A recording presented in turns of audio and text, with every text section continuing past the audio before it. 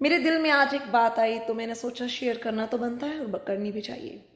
मैंने अक्सर लोगों को एक बात करते सुना है। अक्सर कुछ लोग आपस में अपने फ्रेंड्स के साथ ये बोलते हैं कि यार यार मैंने तो अपनी जिंदगी में बहुत भला किया लोगों का, मैंने तो बहुत दान पुण्य किया, पर भगवान मेरे साथ ऐसा क्यों कर रहा है, भगवान मेरी क्यों नहीं सुनता है। और वहां पर मैं भी बैठी थी और मैंने जब ये सुना मुझे थोड़ी सी हंसी आई। मैंने उनसे पूछा, अच्छा एक बात बताइए, जब आप लोगों का भला करते हैं, आप मान लो, मैं आपको एक एग्जाम्पल दे रही हूं, ठीक है, मान लो कि आपने किसी को कोई चीज ऐसी दी है जिसकी उसे जरूरत थी, आपने उसको फ्री में वो दान कर दी कि उसकी वो जरूरत पूरी हो जाए।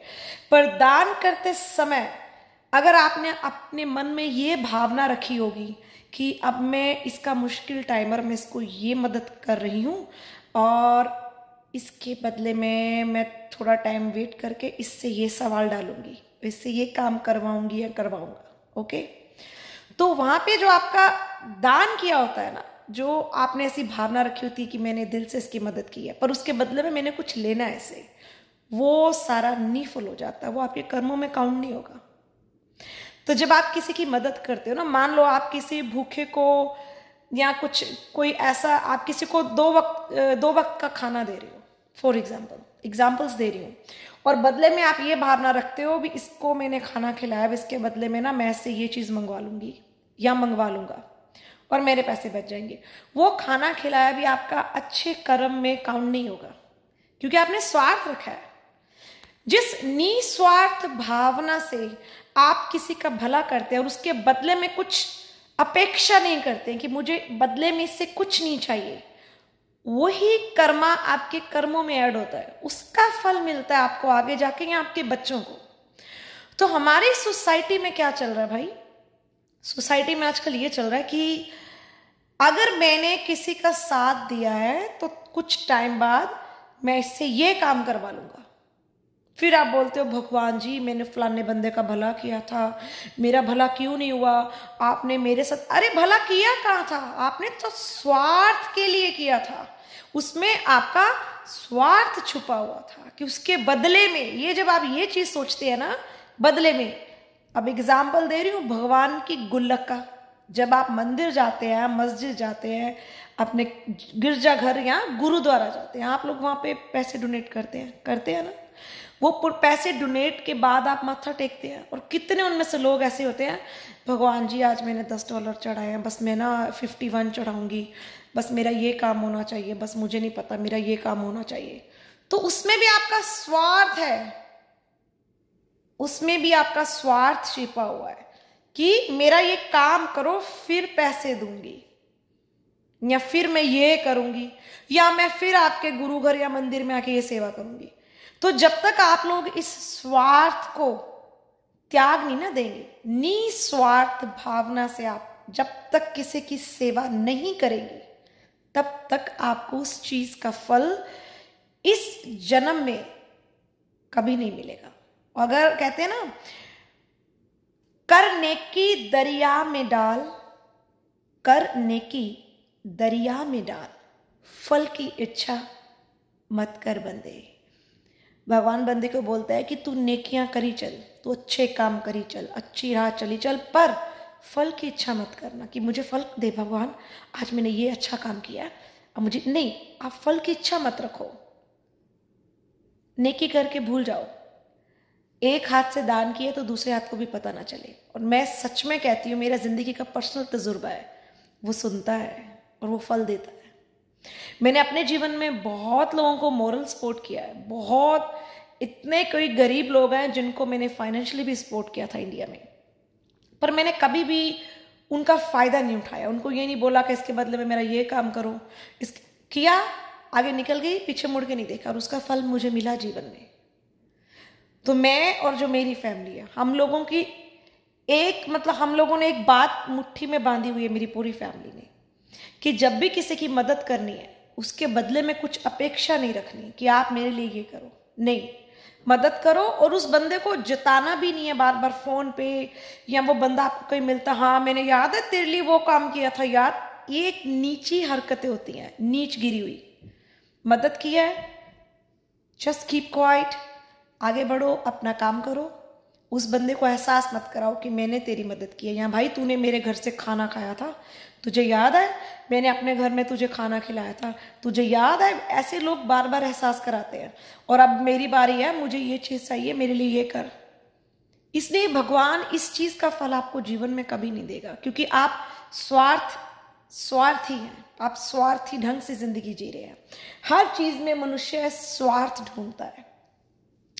अब देखो, जो जवानी है ना, ये तो निकल जाती है सबकी, पर कहते हैं बुढ़ापा शानदार होना चाहिए। कैसे? कि अगर आप जवानी में अच्छे काम करेंगे, कोई 2 नंबर का काम, ड्रग्स नहीं बेचेंगे, इनलीगल वेपन्स, गुंडागर्दी, बदमाशी, लोगों की दिलों से खेलना, उन्हें अपने, ये जो हम जुबान से भी जो किसी को हर्ट करते हैं ना, गलत बोल के, बदतमीजियां करके, ये भी कर्म में लिखा जाता है। ये भी कर्म आपको भरने पड़ते हैं। इससे भी आप अपने कर्म खराब करते हैं।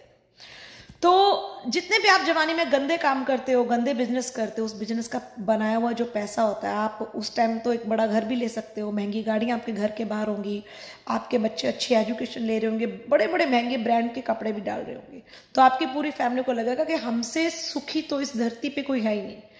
पर आप लोग एक बात भूल जाएंगे, उस जो पैसा है ना, पैसा, इसके 1 2 4 5 6 12 13 14 15 इतने टांगे नहीं होती।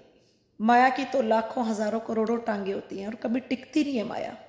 ये माया ऐसी चीज है भाई, अच्छों की बुद्धि भ्रष्ट कर देती है। इतनी शक्ति है इस लक्ष्मी में, इस माया में।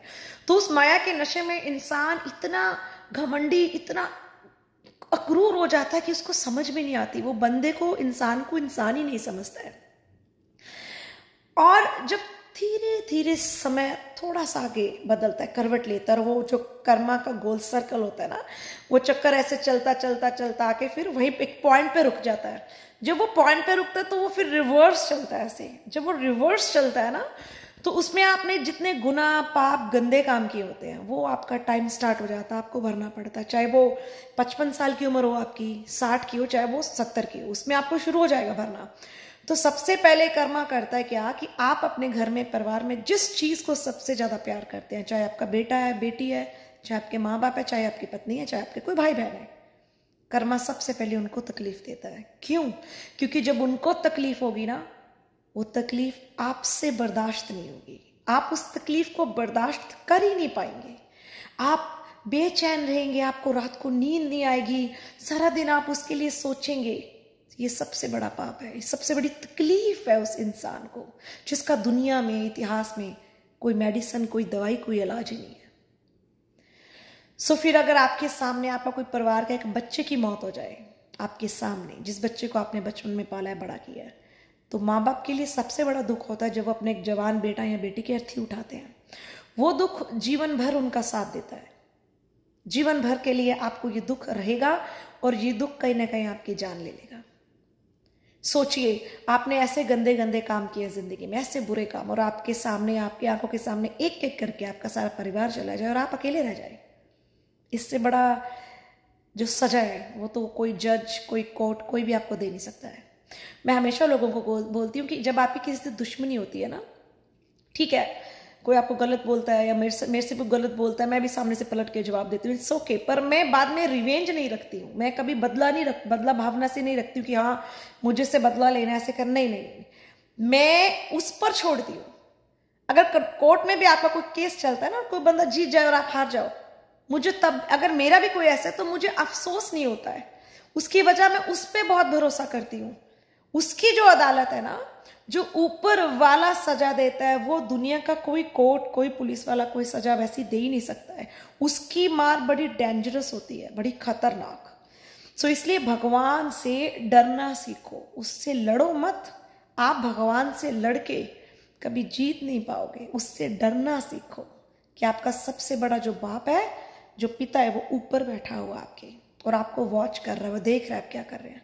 और जब बुढ़ापे में आपके शरीर को इतने भयंकर भयंकर वो रोगों से नवाजता है, तो आपके मुंह से अल्लाह, राम, वाहिगुरु, गॉड निकलता भी नहीं है। फिर आप बहुत पछताते हैं। पर कहते हैं अब पछताए क्या वो जब चिड़िया चुग गई खेत। गौर कीजिए, ये हकीकत में बातें सच हैं। जय हिंद।